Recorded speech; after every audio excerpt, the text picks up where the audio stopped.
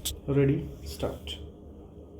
सभापति महोदय, हमारे देश में गृह मंत्रालय और गृह मंत्री का कितना महत्व है, इसका अनुमान इसी से लगाया जा सकता है कि स्वतंत्र भारत में गृह मंत्रालय का भार सरदार पटेल ने स्वयं अपने कंधों पर लिया।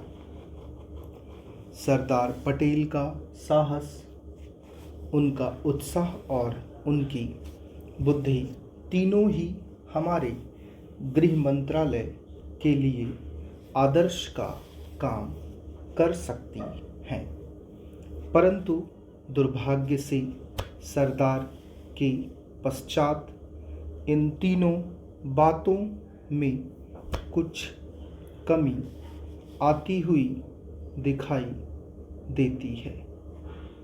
उदाहरण के लिए एक ही बात मैं कहना चाहता हूँ।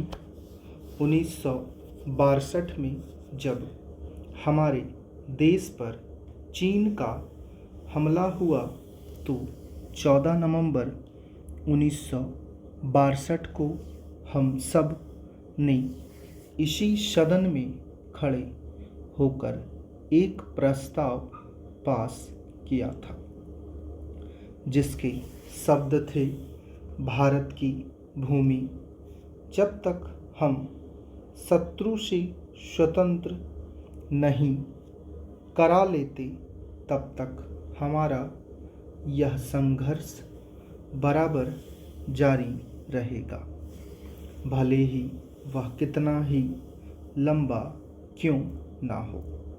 लेकिन कुछ दिन बाद आगे चलकर हमने राष्ट्रीय एकता सप्ताह या दिवस मनाना शुरू किया तो हमने उस प्रतिज्ञा को कुछ दूसरे शब्दों में बदल दिया।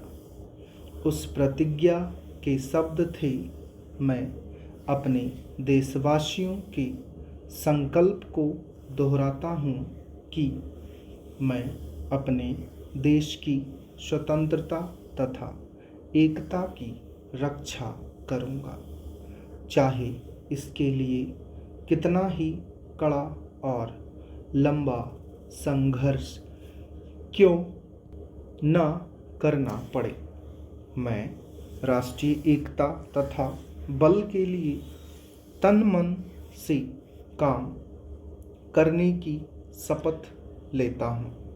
लेकिन इस बार राष्ट्रीय एकता सप्ताह के सिलसिले में एक छोटा सा प्रकाशन भारत सरकार की ओर से प्रकाशित हुआ है।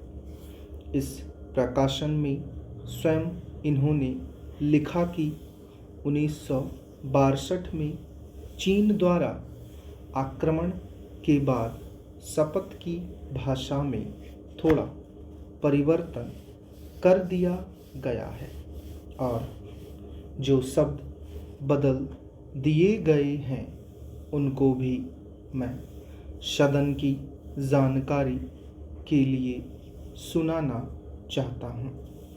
मैं प्रतिज्ञा करता हूँ कि मैं कभी हिंसा का प्रयोग नहीं करूँगा और मेरा विश्वास है कि धर्म, भाषा, प्रांत संबंधी तथा अन्य सभी राजनीतिक और आर्थिक विवादों का शांतिपूर्वक और संवैधानिक तरीकों द्वारा हल किया जाना चाहिए।